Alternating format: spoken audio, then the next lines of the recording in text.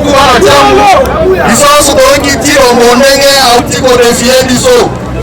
Papa Liboso a défié à la jambe. Tire au mot à Bosanique, par rebelle. Par rebelle, on va à l'époque à Kabila de Père. Banai Bakanaki Babo. Banai Bakanaki Babo. Banai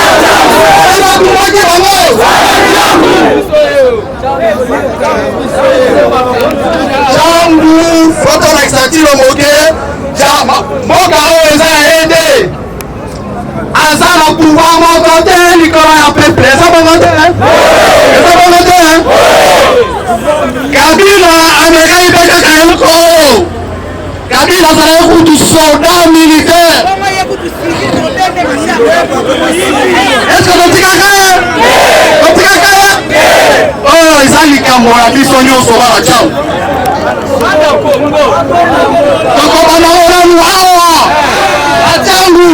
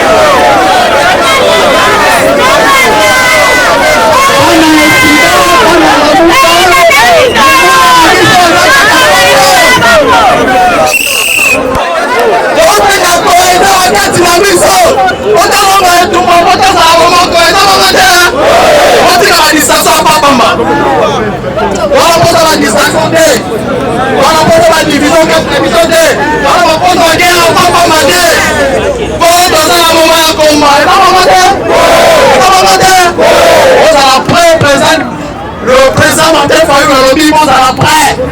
Il y a encore à la Liboso, ils sont à Simanae, donc il y a des malins, mais merci beaucoup, nous allons vice-président la mission Awa. On est dans le bébé, les athlètes, on fait ça et Malouma. Allez, car, allons, merci beaucoup. Voilà, les élus, la réunion, à Kemisa Ichilombo. On a mis dans le message wana, on s'en va montrer la flash disque bien à carte mémoire. On tient la mégaphone na bino, on tambola kana ngona ba onzela banzela.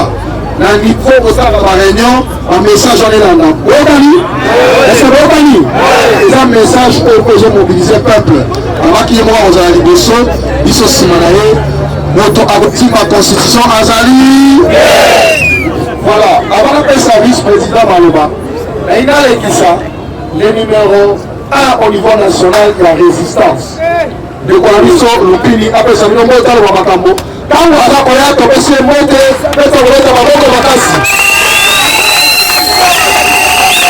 2 minutes. Voilà la Mouba Oye. Voilà la Mouba Oye. Après Sibino Mote, Bandeko Nangai, Congolais, il y a un mingi le faut faire la Congo.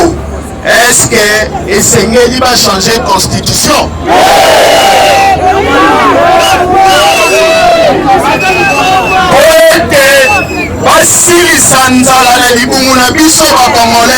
Est-ce que Essengeli va changer de constitution?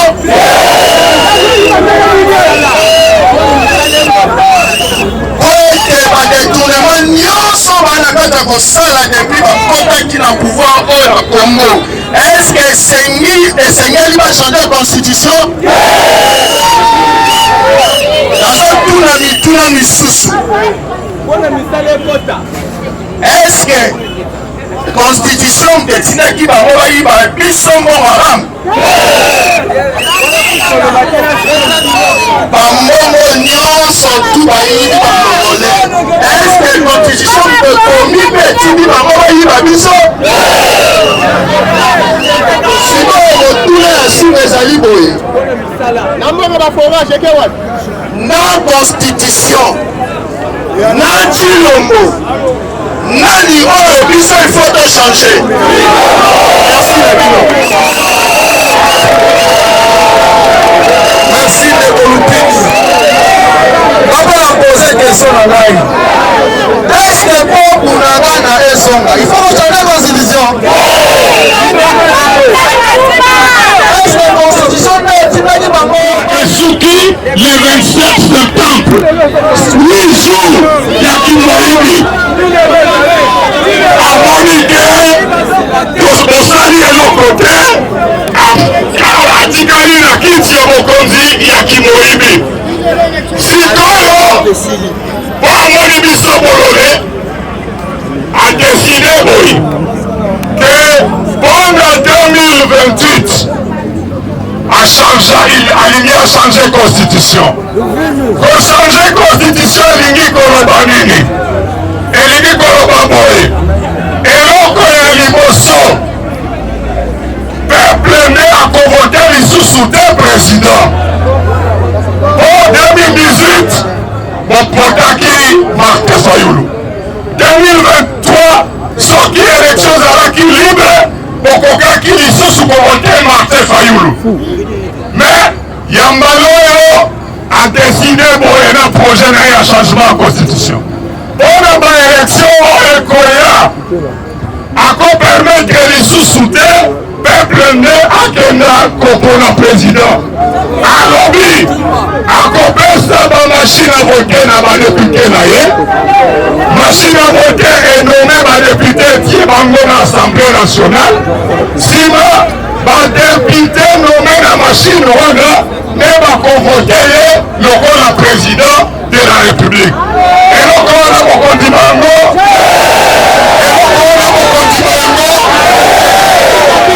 eske bokanisi badepute ya mashine a vote wana soki Martin Fayulu ati candidature na ye na assemblée nationale bakovote Martin Fayulu. Donc objectif ya liboso ya ndeko Tshilombo c'est que peuple azala lisusu te na droit ya kopona président de la république ati yango oyo bakebekaka na français suffrage indirect elingi koloba assemblée nationale nde ekovote président de la république. Or boyebi ndenge nini kadima apesaka bamashine a vote bamashine wana nde kopesaka badepute nationaux badepute wana boyebi ndenge nini bazalaka corrompu.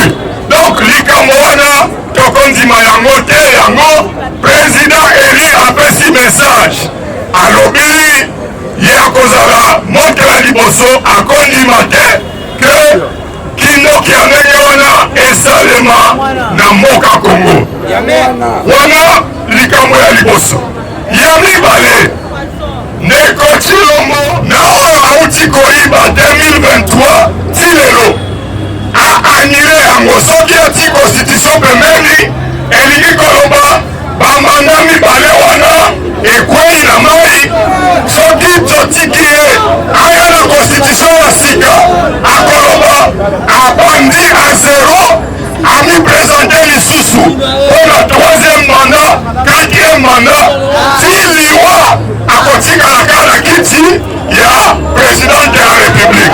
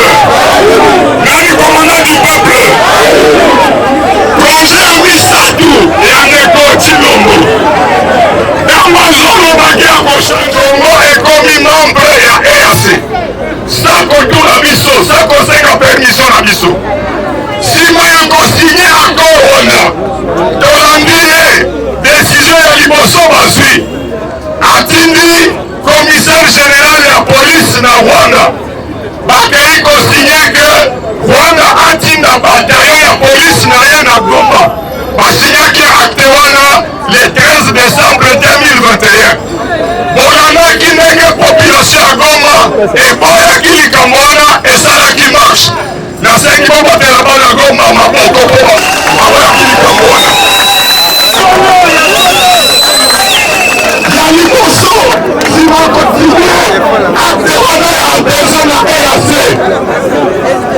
abengi mapinga ya Burundi, mapinga ya Uganda, mapinga ya Kenya, ya Sudan du Sud, bango nyonso bakoti na Nord Kivu esika nini M23 ezalaki.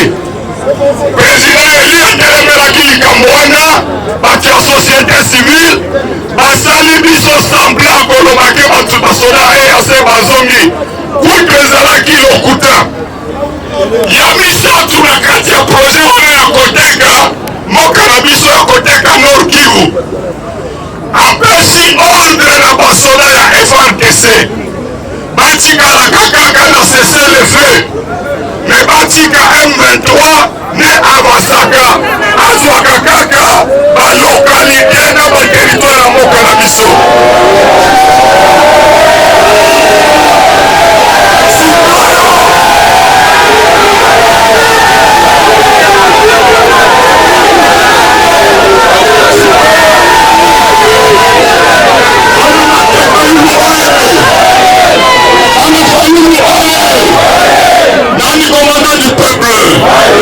Nani commandant du peuple?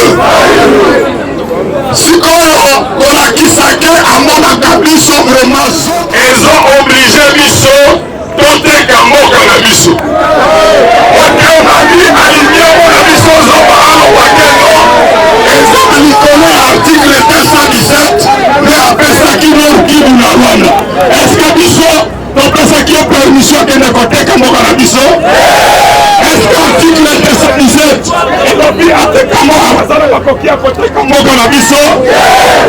Président Eli atimaki ye asengaki Tshilombo azonga na kelasi ubien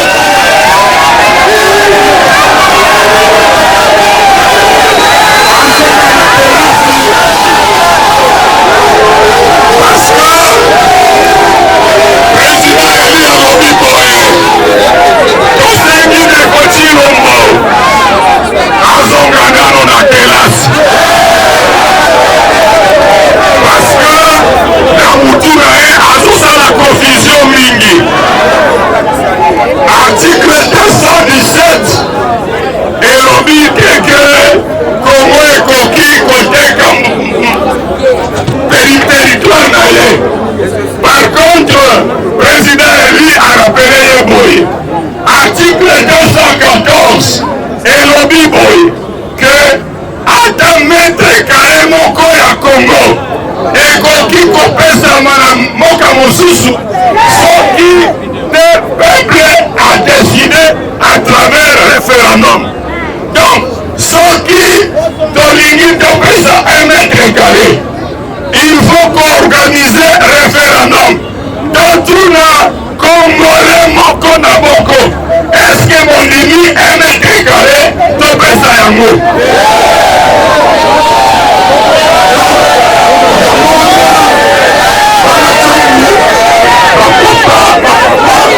Président Eli atindi message ndenge ndeko Adrien auti koloba message ya président Eli. Président azosenga botia yango na ba mégaphone, botia yango na ba mégaphone, botambwisa yango na ba avenue, boyebisa chaque Congolais kindoki oyo ndeko Tshilombo alingi asala.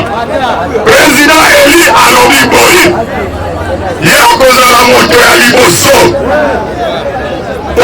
na kati ya bamanifestation nyonso oyo tokobandaka na mingi te, me asengi moto na moto azala pe po Tshilombo aleka te.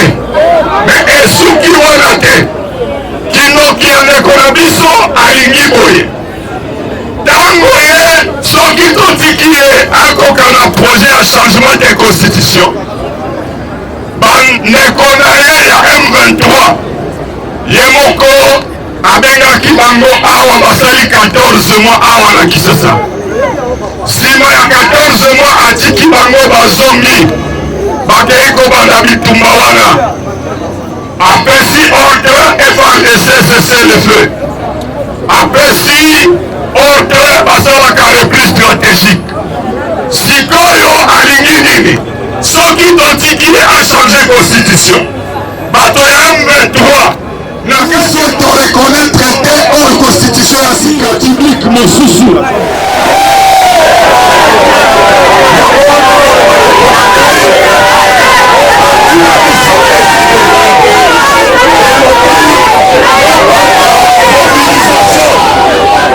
mobilisation ekosika awa te moto na moto akende kotransmettre message ya président epai ya ndeko na ye dans les avenirs na bavillage na biso toyebisa bamoko ntina moyo moto aza na projet ya ndenge wana eske projet wana emonisike ya solo aza ndeko na biso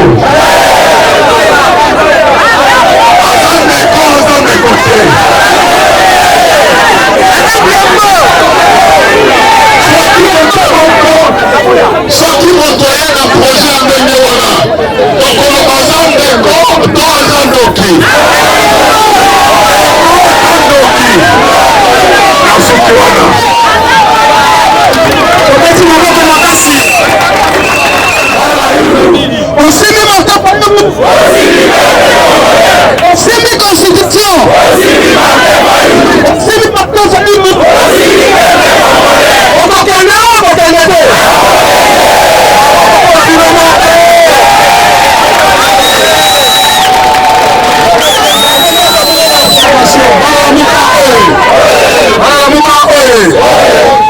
est-ce que vous avez déjà quelqu'un ça pour moi?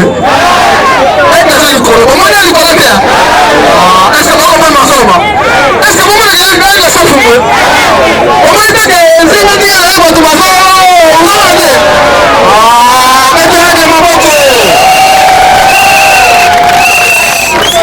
l'année prochaine, le républicain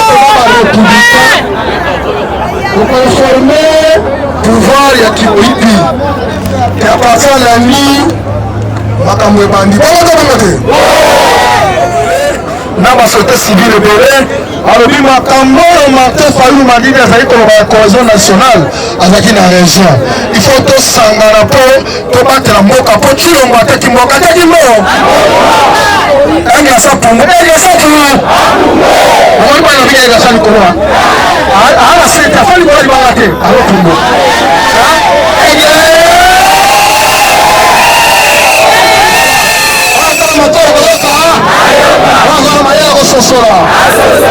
Ok, avant nous sommes sans micro par la leader, nous allons présenter Moko ya jeunesse ya Tchangu. Il y a Ligue de jeunes, jeunesse ya Tchangu, Ligue de jeunes. Donc Orman Aya, après ça va tout le monde te peut, il y a un autre dans le foyer pour la jeunesse. Pas dire maman comme passe.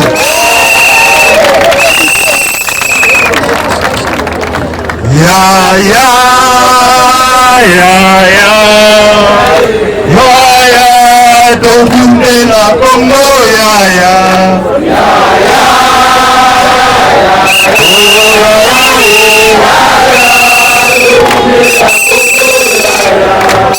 bien bien boki bakonzi ya parti de balobi Tilongo azokomi kozamba ete biso tokolinga yango biso mpe baletina ya komoda Martin Fayulu tozosala deja commission oyo ezaki le peuple kometaka maboko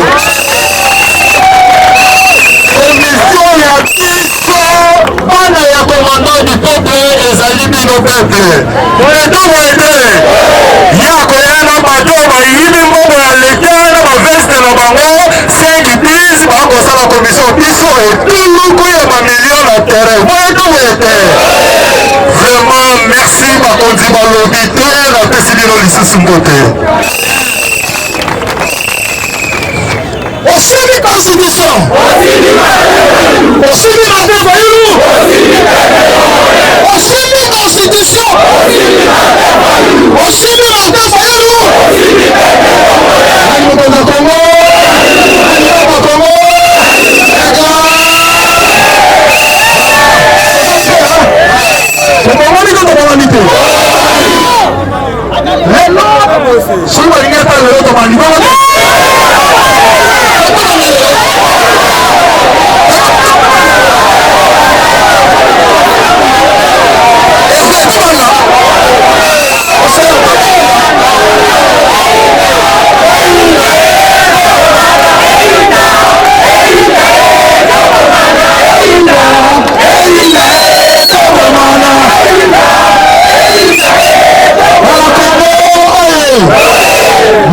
chango président eli alobaki sili toye topesa bino mbote mpo atiaka motema na ye likolo na bino tatwa particulièrement likolo na bino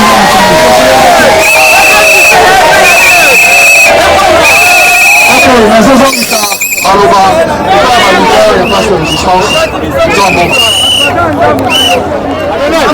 epa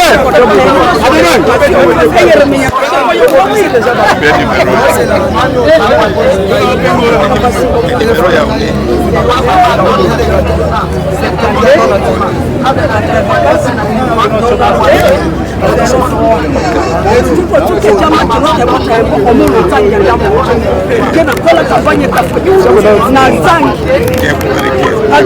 zombo Maman Elisa. Merci. Merci.